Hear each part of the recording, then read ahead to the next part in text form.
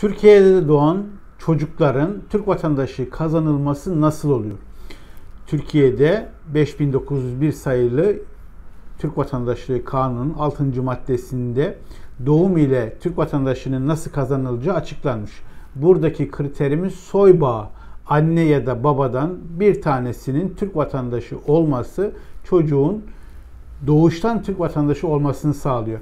Ama anne baba ikisi de yabancıysa çocuk sadece Türkiye'de, Türk topraklarında doğdu diye Türk vatandaşı olamıyor ne yazık ki. Bu yanlış bir bilgi.